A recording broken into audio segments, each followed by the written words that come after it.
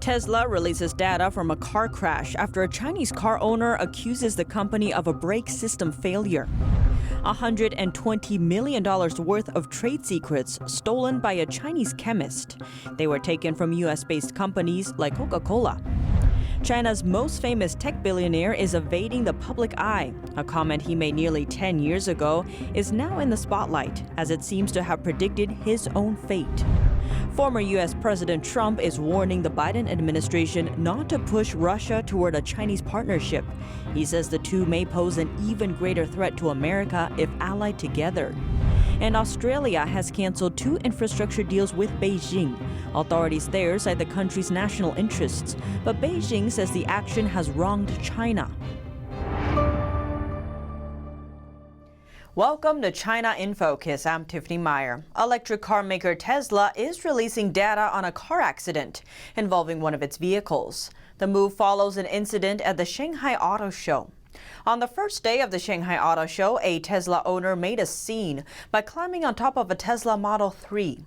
She voiced a loud protest about the company, accusing it of quality control issues. While atop the car, she repeatedly shouted, "Tesla's brakes don't work." The woman was in a recent car accident, something she blames on an alleged Tesla brake failure. But the company is raising objection. Tesla released data on Thursday from 30 minutes before the collision. It came in response to requirements from Chinese regulators. The data shows the vehicle was driving at nearly 70 miles an hour when the driver first pressed the brake pedal, and right before the collision, the speed dropped to 30 miles an hour. Other data reveals that in the 30 minutes before the accident, the driver hit the brake pedal more than 40 times and was often speeding. But the Tesla owner's husband, Mr. Li, is calling the data release a violation of privacy and consumer rights. He says Tesla's decision to reveal the car's records is unacceptable. The incident has fueled some resistance towards the automaker. One video captures a parking lot guard refusing to admit a Tesla and its owner into the lot. The man is heard claiming the cars have problems with their braking systems. Some speculate the incident was a staged attack on the company. U.S.-based broadcaster Radio Free Asia interviewed a private car owner named Mr. Wang from southern China. He said Tesla's product quality and sales models have become a threat to China's domestic auto market and its shareholders. As a result, he suspects the incident was orchestrated to defame the company. A Chinese chemist has just been convicted of stealing U.S. trade secrets for the Chinese Communist Party, or CCP.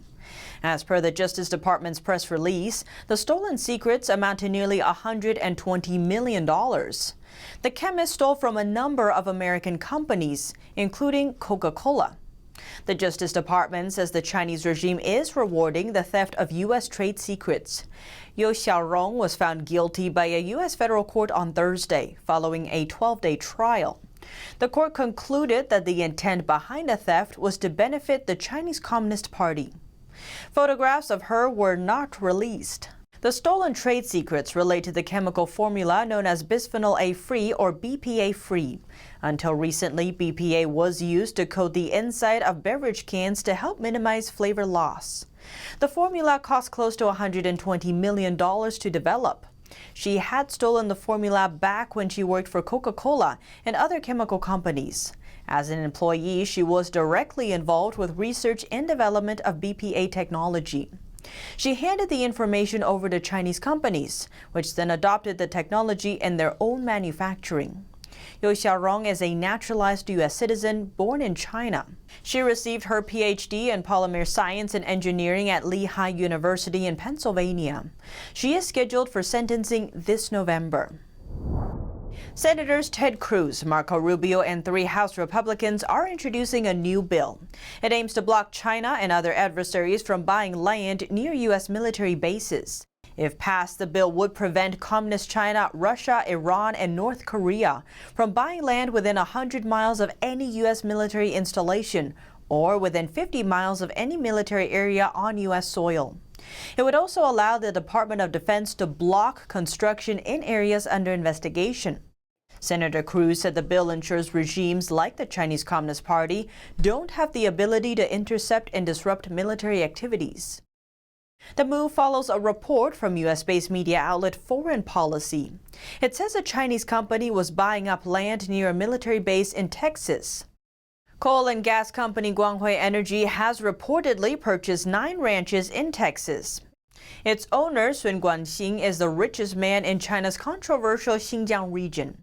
Sun participated in the invasion of Vietnam decades ago as a member of the Chinese military.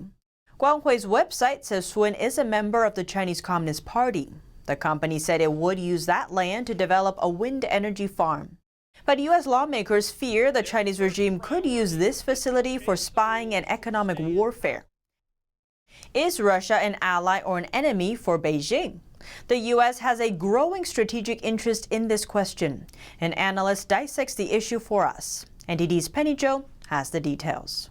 In a recent interview with Fox News, former President Donald Trump said the U.S. should try to get along with Russia instead of forcing Russia to partner up with communist China. The worst thing you could do is put China and Russia together, and they're together, and they get forced together. The Russian hoax was very, very bad for the relationship that we would have with Russia. But the comment came as Russia's military buildup in Crimea alerted the West. Meanwhile, the CCP is sending record number of bombers and fighters into Taiwan's air defense zone. An analyst says if the U.S. doesn't want to fight an extremely difficult two-front war, it needs to figure out a strategy, and Trump's comment reflects an important strategic judgment. The relationship between China and Russia has always had an appearance of unity. They are divided at heart. He notes the ideological differences, distrust, and previous territorial disputes between Russia and China. And during the U.S.-China trade war, Russian leader Vladimir Putin publicly declared he won't choose a side. He cited a Chinese proverb, "When tigers fight in the valley, the smart monkey sits aside and waits to see who wins." If the U.S. can remedy its relationship with Russia, it will be a powerful tool to counter the Chinese Communist Party and isolate it. But if the administration puts harsh sanctions on Russia, it will unavoidably push Russia to the side of Beijing and tie the two together. The U.S. will be creating an enemy for itself. Tang says the threats posed by Russia and the Chinese regime are also different. Russia is definitely not a democracy. But so far, we haven't seen it trying to expand and export its ideology or try to challenge the world order. It does not have the motivation, nor does it have the ability. Russia's economy is not doing so well. Its national GDP roughly equals that of just one province in China, while China's GDP is second only to the U.S. No matter how tough Russia is, it won't lose its senses and actively attack NATO and start a world war. I don't think this will happen no matter how crazy Putin is. One fundamental reason for its recent military action is to stop Ukraine from joining NATO, to stop NATO from expanding eastward. In a strategic sense, Russia is on the defense. But he believes Beijing is a different story. Communist China has a huge economy, and the CCP has ambitions. It wants to surpass the U.S. and is already actively laying out and acting out its plans to do so.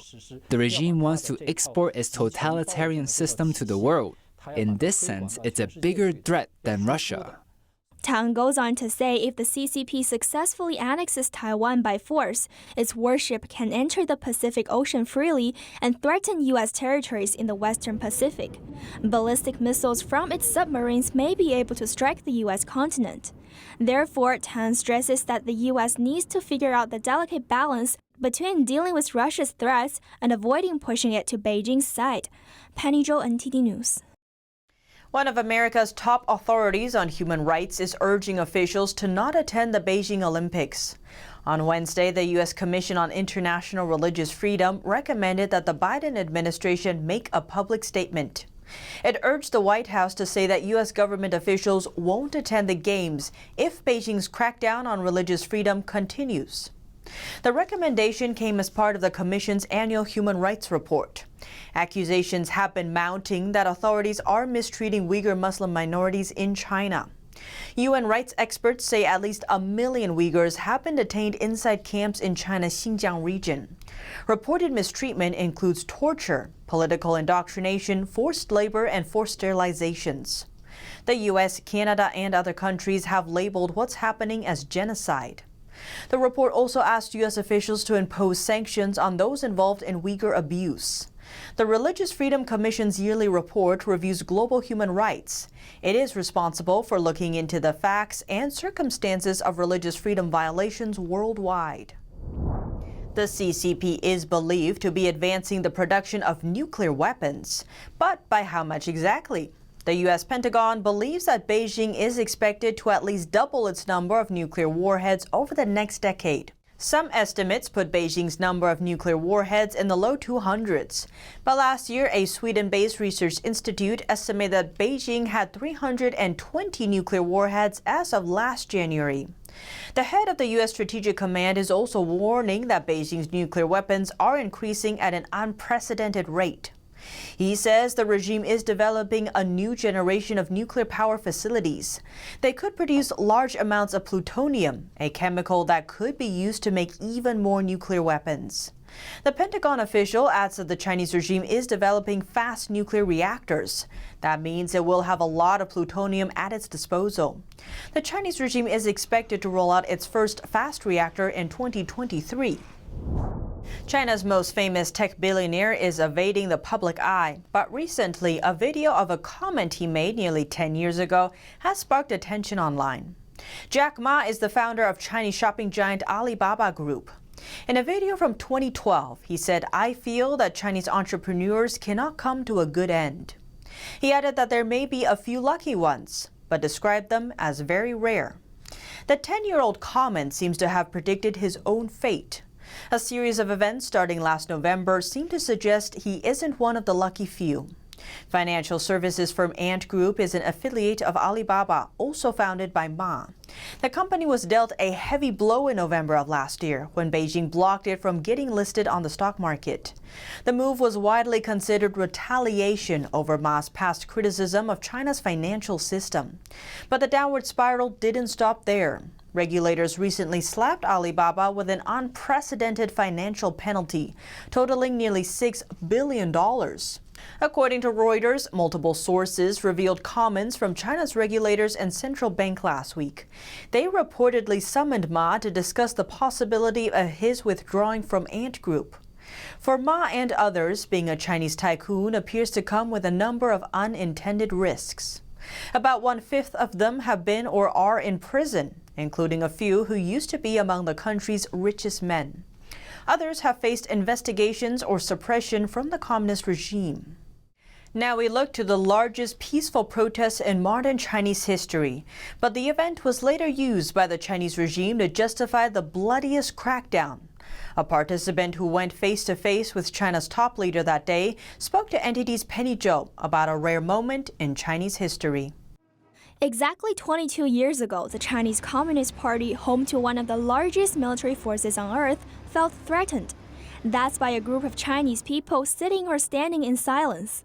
On April 25, 1999, over 10,000 practitioners of the spiritual meditation system Falun Gong gathered in Beijing to ask for the right to freely practice their faith. Shi Caidong was one of them, then a 28-year-old PhD candidate at China's Academy of Science. Falun Gong's popularity exploded in China in the early 90s. Officials estimate that around 70 million people were practicing at the time, 5 million more people than were the members of the Chinese Communist Party. Even before April 1999, there were signs that the party didn't favor the practice. Their books were banned, state media portrayed the group as a cult, and riot police had used high-pressure water cannons to disperse peaceful meditators in city parks. But Shi said he wasn't worried when he went to appeal, despite the party's history of intolerance. Just 10 years before, the regime ordered a bloody crackdown against demonstrators in Beijing's Tiananmen Square. Troops there opened fire on unarmed student protesters who had gathered to ask for democracy. In my heart, I felt that I had not done anything against the law. I was just cultivating my character and following the principles of truthfulness, compassion, and tolerance. So I wasn't afraid. I didn't do anything against my morals. I have nothing to fear. Shi and other demonstrators sat or stood quietly around Zhongnanhai, where China's top communist officials live. Traffic was not blocked. China's then Premier Zhu Rongji soon came out to speak. He stood in the middle of the practitioners. He asked, "Do you guys have representatives? If so, we can go in to discuss the matter." Many of the practitioners there came from rural areas. They had never seen such a high-ranking official in their lives. So they didn't know what to say, nor did they dare to say anything. So I just said, "Premier Zhu, can I go with you?" 3 of them went in a manner that may seem unimaginable in today's China. The Communist Party officials spoke with the people. They ordered the release of some arrested practitioners. The group in Beijing quietly left after hearing the news. But the goodwill didn't last long. The same night, the Public Security Bureau came to my research center to investigate. They dug out every single piece of information about me. 2 months later, the Chinese Communist Party launched a nationwide mass arrest of Falun Gong practitioners. They used the April gathering as their main justification.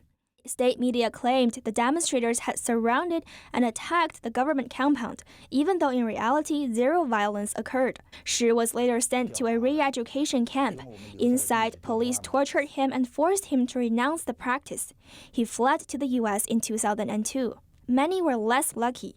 The practice has suffered more than 3,000 confirmed deaths by state-sponsored torture and abuse. Though the April 25th appeal didn't prevent further persecution, Shi says it let the world see there are still people willing to speak out, despite the Chinese regime's past atrocities. Demonstrators gathered at China's leadership compound on Sunday in the largest demonstration in Beijing in a decade. The peaceful protest by devotees of Falun Gong was... People will see not all Chinese are communists.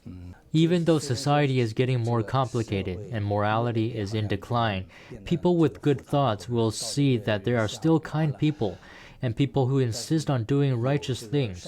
They will not casually give up or submit. Penny Zhou, NTD News. S&P Global Ratings is raising Taiwan's credit ratings from AA- to AA. It says Taiwan's outlook is positive. This is the first time that Taiwan received a AA rating in the past 18 years. AA is the second highest rating, meaning the island's capacity to repay debt is very strong, if it has any.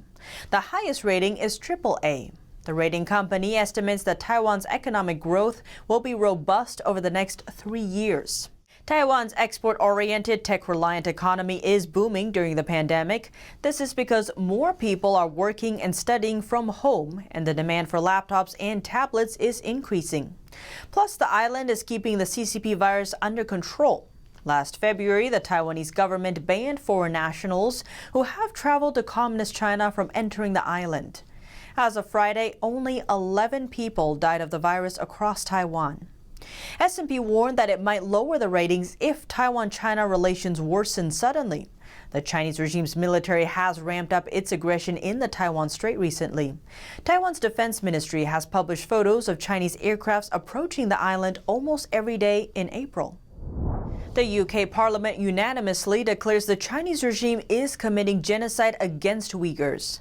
The UK joins the US, Canada, and the Netherlands in this declaration. This is the first time a genocide declaration has passed the UK Parliament unopposed. That this House believes that Uyghurs and other ethnic and religious minorities in the Xinjiang Uyghur Autonomous Region are suffering crimes against humanity and genocide, and calls upon the government to act to fulfil their obligations under the Convention on the Prevention and Punishment of Genocide and all relevant instruments of international law to bring it to an end. The members of Parliament blocked a motion brought by Conservative lawmaker Nusrat Ghani. The Parliament's declaration puts pressure on British Prime Minister Boris Johnson's government to go further in its criticism of Beijing. So far, the government has imposed sanctions on some Chinese officials and introduced rules to try to prevent goods linked to the region from entering the supply chain. But a majority of lawmakers want more to be done. The Chinese Communist Party denies accusations of rights abuses in Xinjiang. The support for the motion is non-binding, meaning it is up to the British government to decide what action, if any, to take next. Australia's foreign minister officially canceled 2 Belt and Road Initiative deals with Beijing. She says the agreements went against Australia's interests, but the Chinese regime isn't too pleased with the decision and claims it's been wronged. Australia is officially canceling the Belt and Road Initiative, or BRI, deals between one of its states and Beijing. Australian Foreign Minister Marise Payne announced her decision on Wednesday, saying that deals weren't consistent with Australia's national interests. With powers from the country's recent Foreign Relations Act, Payne canceled 4 deals between the Victorian state government and foreign regimes, including 2 with Beijing. These 2 shredded deals were signed with top CCP authorities. These 2018 and 2019 agreements are both part of the CCP's Belt and Road Initiative. Victoria pledged to work on Beijing's infrastructure projects. Payne said in a statement she considers them to be inconsistent with Australia's foreign policy. Beijing has been providing enormous loans to developing countries that can barely afford the projects. Some call Beijing's ambitious initiative a global trail of trouble or debt trap diplomacy, and so on. The Chinese regime's embassy in Australia declared its strong opposition to the cancellation, claiming the move will further jeopardize relations between the two. Chinese diplomat Wang Xining has reportedly commented on the move, saying China is not a cow. I don't think anybody should fancy the idea to milk China when she's in her prime and plot to slaughter it in the end. Aaron Connolly from a UK-based Foreign Relations Research Institute responded, saying, "Not a lamb, not a cow, maybe a wolf, unclear."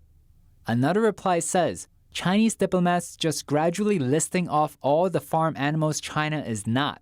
Natasha Kassam from Australia-based Lowy Institute tells BBC, "For 10 years or so, Australia and China were able to maintain the fiction that their economies' codependency could exist in a separate sphere to their political tensions. It was in both sides' interest to maintain that fiction for that period.